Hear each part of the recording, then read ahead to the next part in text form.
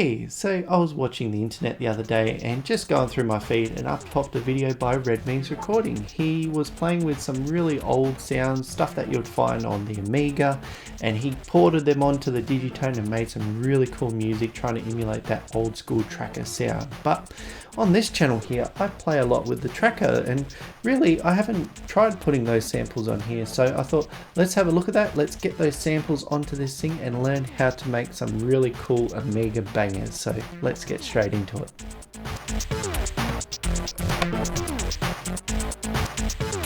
Alright, I've got a fresh project on the Polyend Tracker and we are going to make some Amiga style bangers, and they're going to be really cool. There's a little bit of housekeeping first. Mainly we need to come up to config and we're going to change a few of these project settings. Number one is the anti-aliasing. We're going to turn that off so we've got a little bit more crunch on our sounds, and also we are going to change this snap to 0. So I'm just going to turn that off because sometimes pops and clicks can be useful. And coming into the pattern view, because we are dealing with an Amiga style sound, like really we don't get 8 channels, we only get 4. So I'm just going to mute the last 4, just go back into note, and then that is our environment to make our music.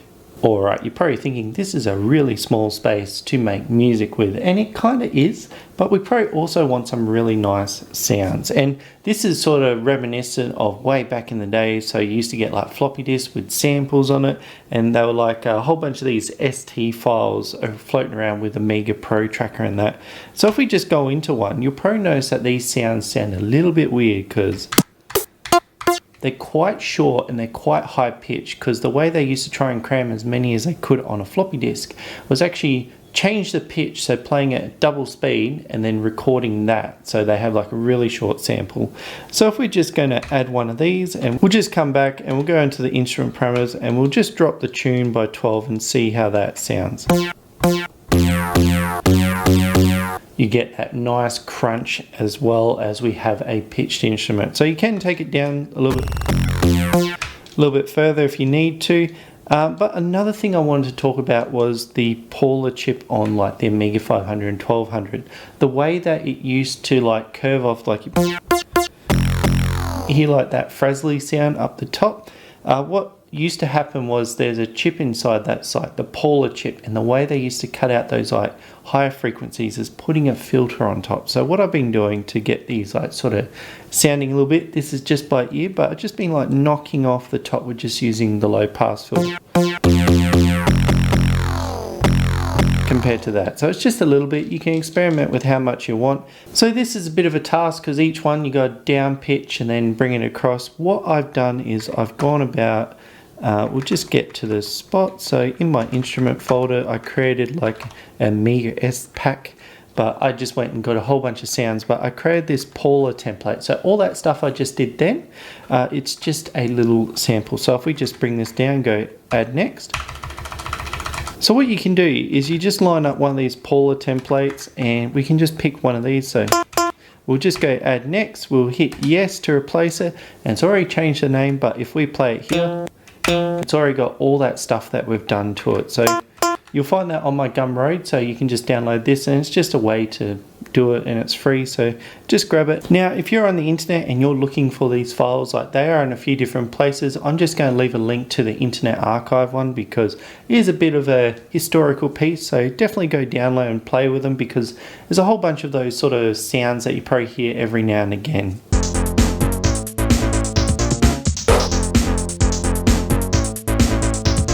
Let's start making music, and for me it's always those catchy drum beats or those demo scene sort of visuals. It always catches me out, and I found a lot of drums in this ST5 file, so I'm just going to pick a couple.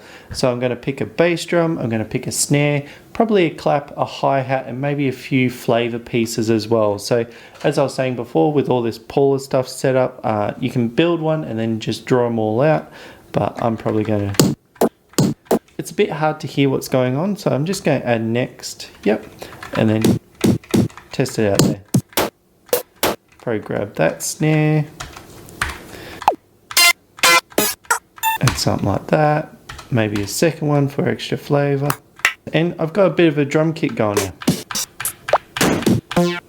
So so I can start building something. So for me, first thing, I'm just going to build a 4 on the floor beat. So just set the jump, set that up. I'm going to select that big.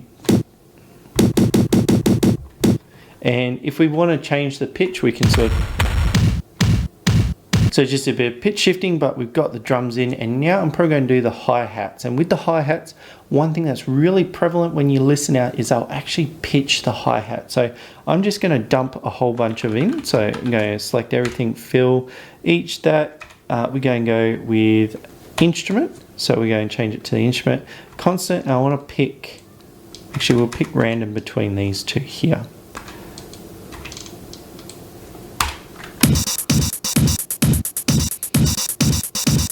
So we've got a hi-hat chain, and one of the things I find really interesting about like the old demo scene stuff is they do a lot of pitching with the hi-hat. So I'm just going to select the notes, select everything, go fill. Each step I want to do minor scale because I'm going to focus on a minor scale. And I'm just going to pick a random range between C4 and C5. Fill. Let's see what this sounds like. Now that is sounding interesting, but I want to add a snare to it, but I can't just put a snare into this channel because we're starting to lose space.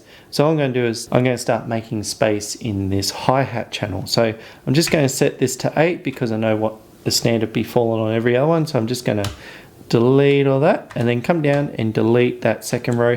That's just giving me space for the snare drum. So I'm just going to pick the snare,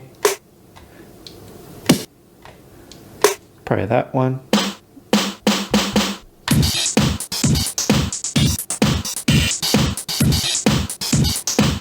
And we have a nice little beat that's all nice and condensed down here.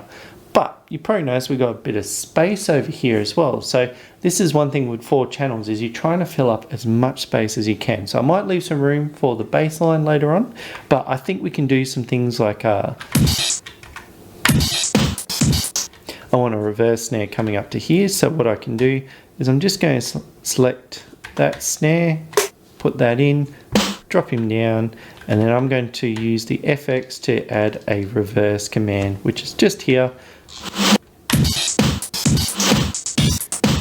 And then I might add a second one lower down, so I'm just going to go to notes and make sure I copy the whole thing, and there it is here. So if I paste that,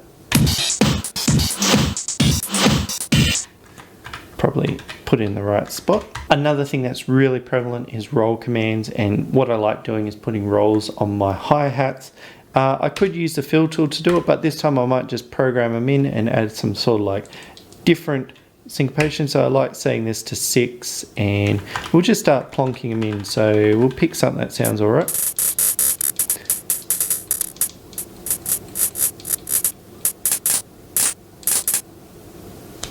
So we'll use these buttons here.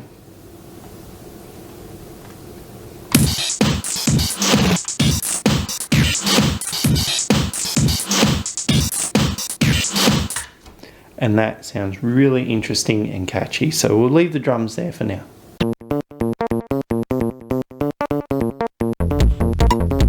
Alright, we've got some really cool drums going. Now I want to add a nice flavoured bass line here. So I've usually used track 3 here, but you probably notice that we only have like a really small amount of space. So usually what happens is I have like a bass sound in here, a lead sound in here, and then they'll sort of bounce and support each other. Maybe I'll add some accents in these spaces over here. So we'll just get a bass sound going. So I haven't picked any yet. Let's see. Alright, that sounds interesting, and usually what I do is I'll just live play with it, muck around with the sound, see what I get, because I'm really liking that range down there. And what I'll do is I'll just make sure it's off record, and then I can just live play and sort of test out an idea. So let me just put something in. Usually I like working with the power of 3, so we'll have a 3-step jump. Just lets me make those syncopated rhythms, but also like quarter and long 1/8 and quarter notes. So it's just a really nice spot. So I'm just going to plot something in. Just get something on paper, so just by itself. It sounds cool and it's interesting and it's got a really good sample, but it sounds a little flat. Let's give it some Amiga flavour. So one thing I really like to do with these sort of bass lines is I'll do like octave jumps or eighth jumps. So usually what you want to do is keep the note close to the root note. So for the here it's C, but then say 20% of the time we want to bounce that note somewhere else. So I reckon that one we could do something like an octave jump. So we'll just pop that in. And then maybe we go somewhere around here. Maybe drop it down so it's a bit in line with the scale. Cool. And then maybe we jump this up here as an octave, and then maybe we do a walk down here. So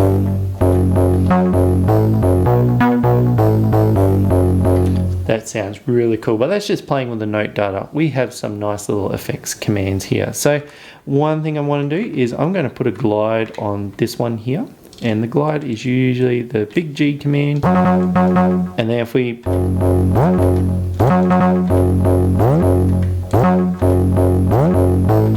so I'll keep it there, and then we can add some glide commands around as well. So maybe when it transitions, it will glide into it. And then we had that jump here, we'll add another glide there. Maybe when it drops down as well.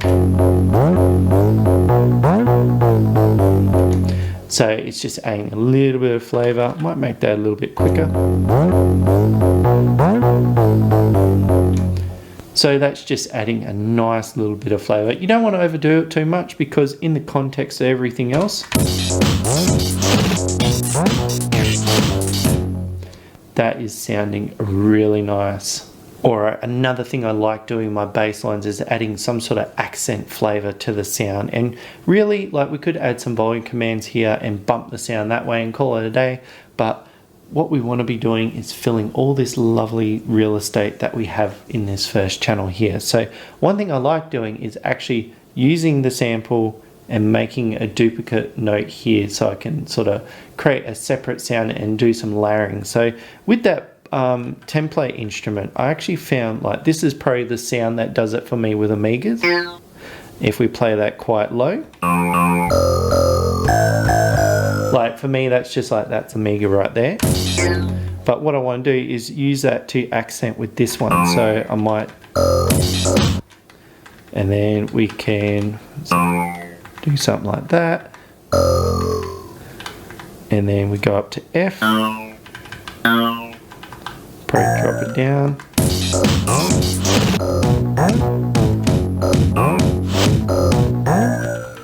and we'll leave that one, and probably can squeeze one in here, so we'll do the C sharp. And then if we add everything together, so it's sounding really interesting. We have some accented notes, we have bass notes, we have layering, and we've still got an extra channel left to play with. So we'll talk about that right now.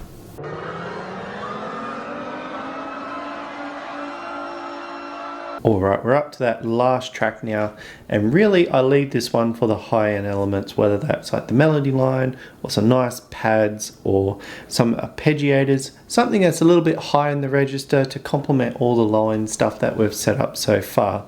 So right now I have this sample that I'm just going to use as a template, and I'm going to start making a melody line. But in the demo scene and with our Amiga music, they usually have the melody sort of go quite a long way through. It's not like you have little loops. So first things I'm going to do is just come into song mode. I just want to duplicate this slot a few times, so I'm just going to add slot, add slot. So I've got 4 different versions of that, and I'm just going to copy and paste this a couple of times down. So 1, 2, 3. So it's given me a lot longer section to work with. I'll come back into the first part, just make sure it's there, and then I'm going to start playing in the melody. Now, how do I play in a melody line? And usually the way I think about it is like someone singing. You sort of want to replicate that, because if you can get someone humming along or like trying to sing along with it, then it's going to stick a little bit better. So if we were to use this sentence right now, there's a few elements there that we can use to help with our timing. So like this is quite like, it's just one. sentence 2 and then 1 1. So let's use that for timing. So I'm just going to use one note, so I'm not thinking about the note, I'm just thinking about the pattern. So this sentence right now. Cool. So we've got a sentence in, and like with music, and usually it's a 4-bar loop. So like say this sentence right now is really fun. So we go from 1, because I'm using binary still, is really fun.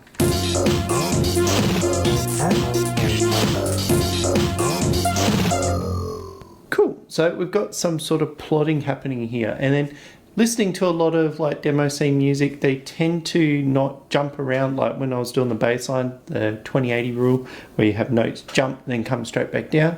We sort of have this sort of glide, because that's how the human voice sort of articulates things. It sort of like slowly moves around. So like say we've got notes like that, maybe after sentence we bring it up, maybe we come up quite a bit,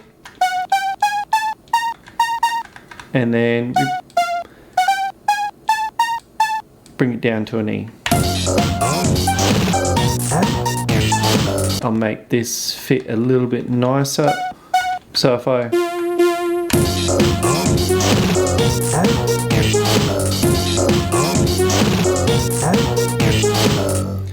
if we were to just copy that and bring it into the new channel, so if you just go shift up and copy, and then we just move this along to number 2 and go paste.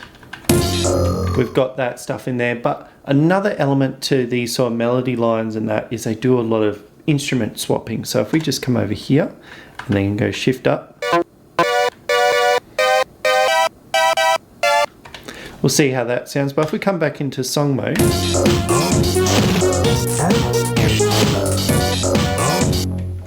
it's probably a little bit janky, but we can start augmenting the melodies. We can create new sentences to add on to our structure, and then that's how we can create like a big long flowing melody line to go along top of that. But if I was to just look at this frame in isolation, I think there's one more little element that I think is really good for Amiga style music, and that's to create a tracker delay. So I have shown this a couple of times in the past, but there's no time like the present. So usually what I like to do, just select everything, copy it into a new track. We're not using these channels, but I'm not going to hold it against you for using them to paste content and then bringing it back. So I'm just going to paste that channel. I might just, so we can see what's happening, go to FX, I want to select everything, fill each note, and I want to pick volume constant and give it somewhere around there.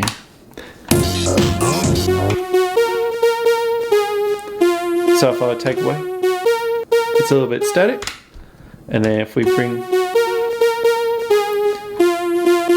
so what we need to do now is bring these notes and then fit them back in this channel. So we're sort of dealing with priority. So this one, there's no blockage. So if there was like a note that was sort of like this one's going to take priority. So we don't want to copy over that one, but we could copy these two across, and then we can copy this one across, and we copy those two across, and we'll bring these two across as well.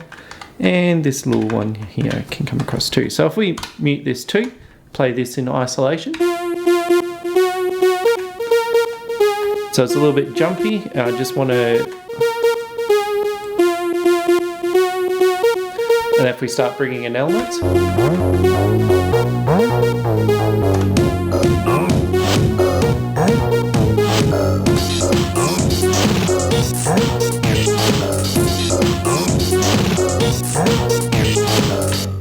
that sounds very demo scene, very Amiga, using those old school samples to get that really cool vibe going. Another thing too, if you break all this down, is that each of these little tracks are like a little mini song by themselves. So if we were to listen to this one,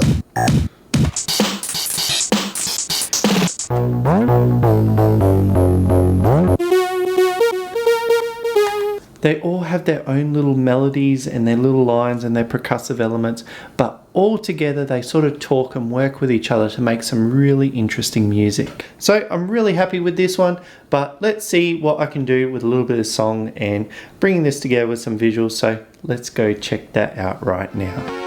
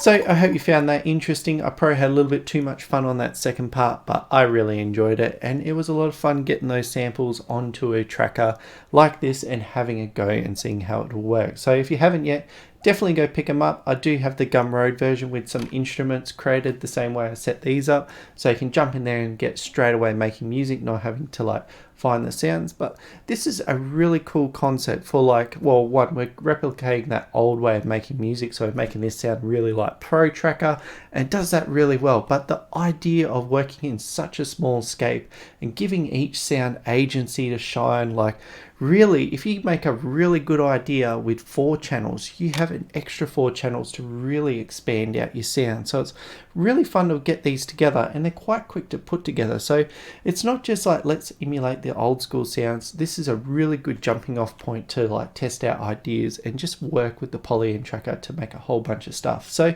in the end, if you did like this one, definitely give it a thumbs up, because it does help send this to other people that are probably interested in that old school sound. And if you do have any comments and queries, because I feel like I glazed over a lot of the topics, please feel free to leave them down below. I do go down there and chat a bit about this stuff.